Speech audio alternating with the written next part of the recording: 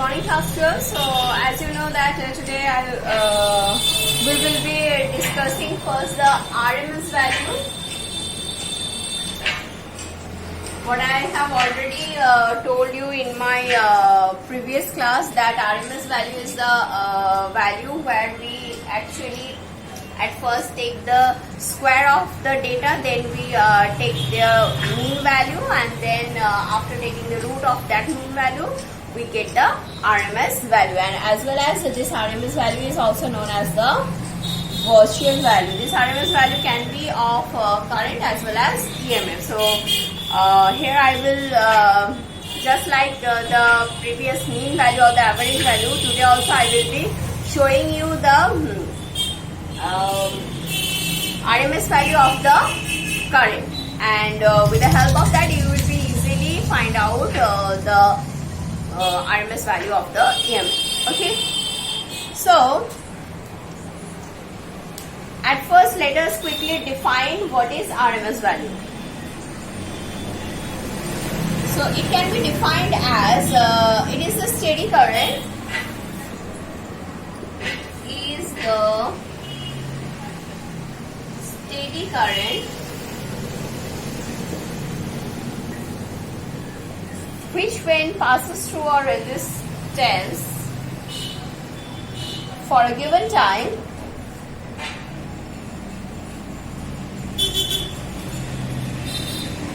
which when passes through a resistance for a given time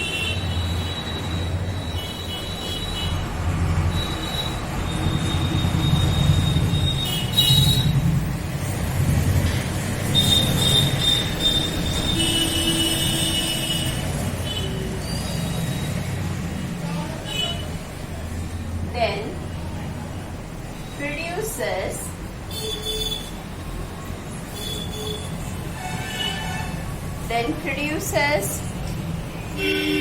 same amount of heat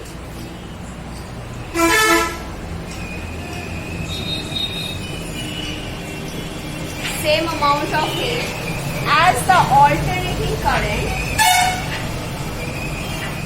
as the AC does in that same time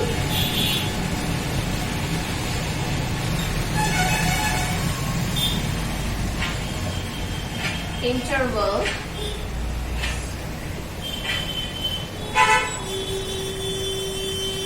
through the same resistance. So what is the RMS value of alternating current means? The RMS value of the alternating current can be defined as the steady current, which it is the same amount of the steady current which when passes through a resistance for a particular time, and due to that how much amount of heat is generated in that resistance, that is exactly same as the alternating current when it passes through that same resistance for that particular interval of time. Okay, this is for the RMS value of alternating current. Now let us quickly see the mathematical derivation. So for that let us first take, so here you have to keep this thing in your mind that we will be dealing with the energy. At last we will end up our relation in the form of energy, then we will equate. So keep that thing in your mind.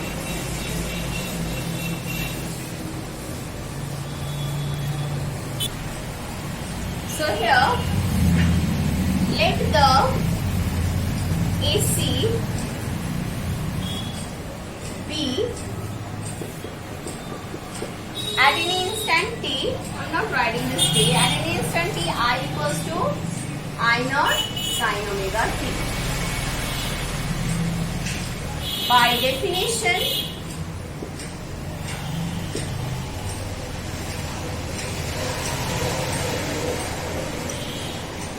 heat generated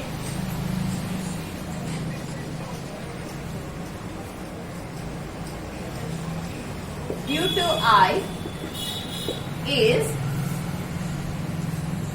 H equals to I square R. H equals to I square R. Now we will be taking for the due to I for dt time is H equals to I square R dt. Now let us replace this I. So we will be getting I naught square sine square omega t. Here we will be putting the R dt. So heat generated due to I for dt time in R resistor is, okay. So now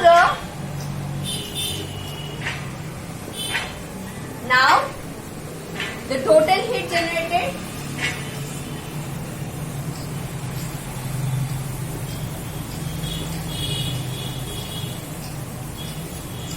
for half cycle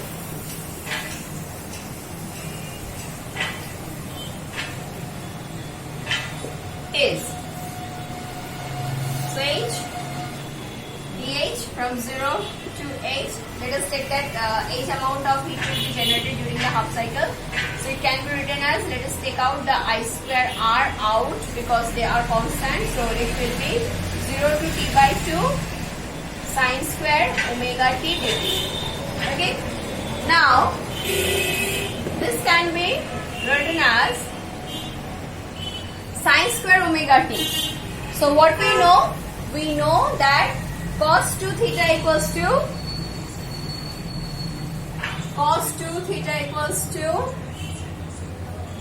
1 minus you can write it as 2 sine square theta. So by this relation, what we will get for sine square theta, we will get that sine square theta equals to half into 1 minus cos 2 theta. 1 minus cos 2 theta and half. Yes. So this can be written as 0 to T by 2 1 minus cos 2 omega t dt. Now what else? The constant we can write them out. So this. So from here the heat energy will be equals to, and over there we are getting T by 2, then minus, so this will be cos 2 omega t. So it can be written as cos 2 omega t, that means half sine 2 omega t, 0 to T by 2. Okay. So for this we will be writing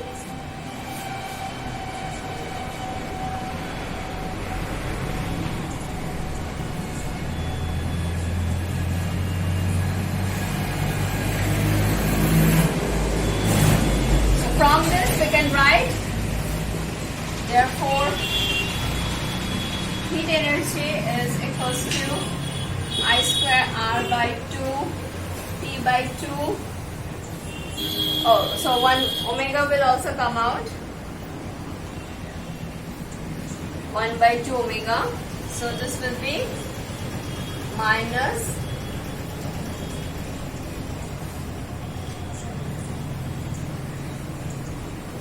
let us take this out.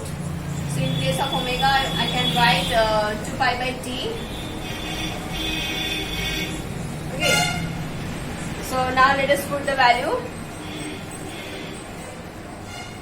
Sine 2 pi by t by 2 minus 0. So this becomes I square r by 2 t by 2 minus t by 4 pi, and this becomes how much? Sine 2 pi. That means 0. 0 minus 0.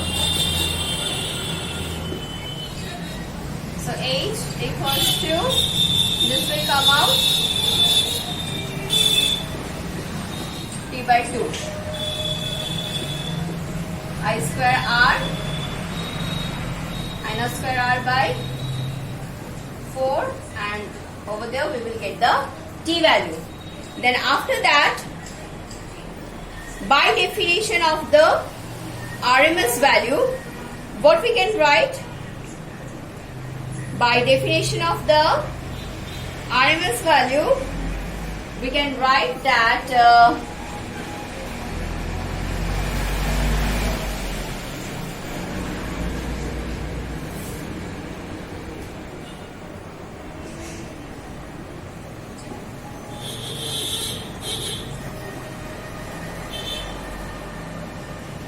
value of AC, H equals to, this will be same for the RMS value current, I square R for the same time, that is T by 2.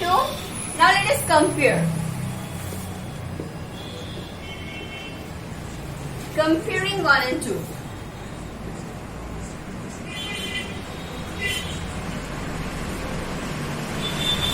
Comparing 1 and 2, what we can write? We can write that IV square RT by 2 is equals to I naught square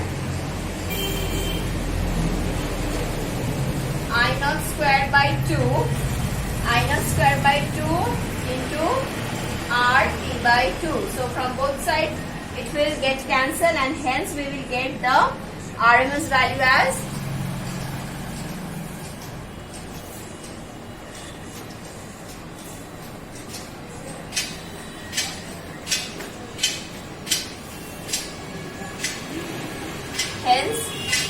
the RMS value of AC. Actually this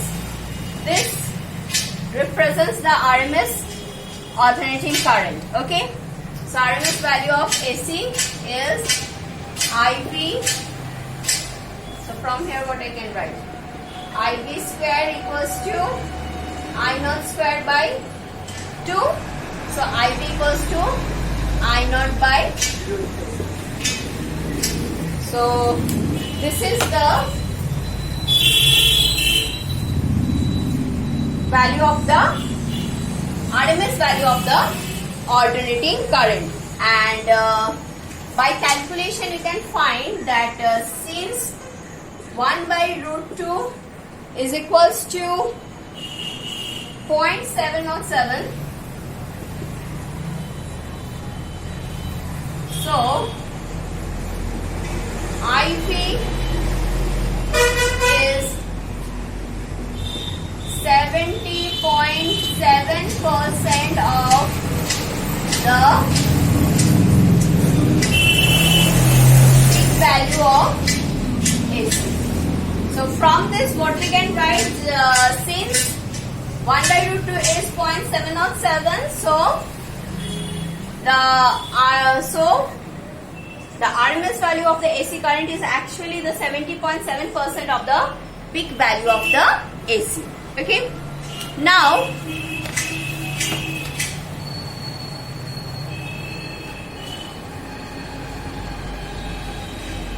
here we'll be talking about one more quantity, or one more, we will learn one new concept that is called the phasor diagram. Okay, before that let me tell you, so if you will follow the same procedure for the EMF, then also you will arrive to this conclusion that RMS value of the EMF will be the 1/√2 times of the peak value of the EMF. So that is very easy. Now let us talk about the phasors or phasor diagram. So what are they? This concept will help us largely in this chapter to solve various problems. Okay.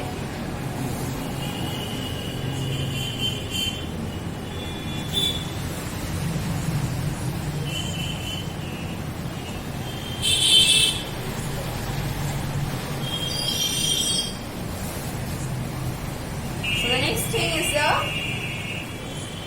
phasor or phasor diagram. So what it is actually?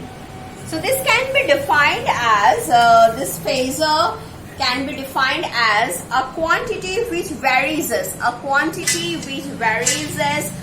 sinusoidally with time and represented as the projection of a rotating vector is called phasor. So as we all know that here the AC which varies sinusoidally, so when we can represent this sinusoidal variation of the alternating current or the alternating EMF which is during some time interval in the form of a rotating vector. If you can remember in our previous class, that means when you were in class 11, I have shown you that how can we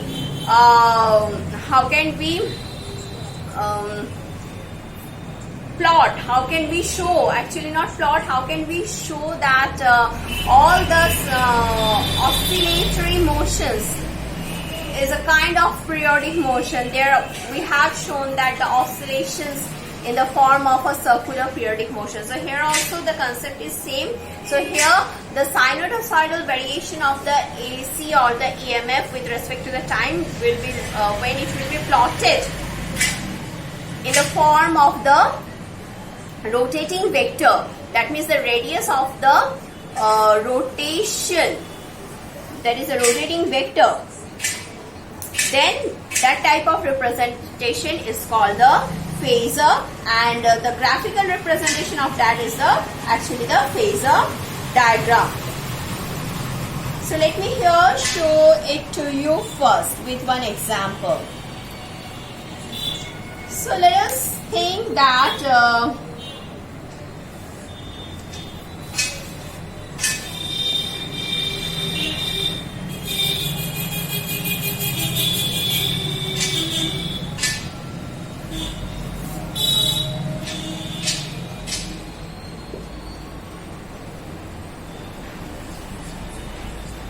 so let at any time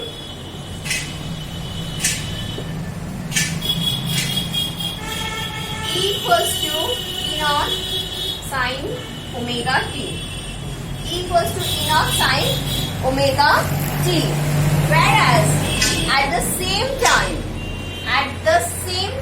the current I equals to I naught sine omega t plus phi. So what does this represent?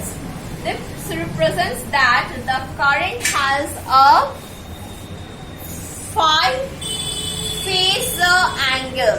That means the current is with respect to the angle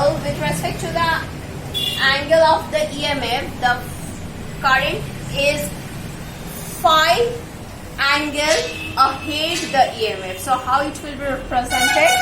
So suppose this is the EMF vector E, which has the angle omega t. Then according to this relation, according to this one, this represents the current, where this angle is omega t plus phi, as because this one is the phi angle. I hope now it is clear why I was telling you that current I is phi times, current I is phi times, so not 5 times, current I is ahead to the EMF by the angle phi. Okay.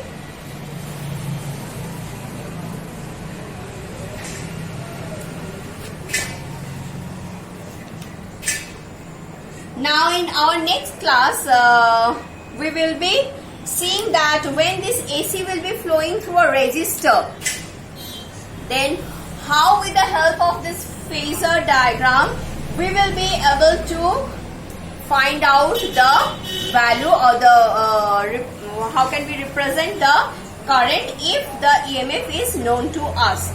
So in the same way we will do it for the circuit with inductor as well as for the capacitor, all individually.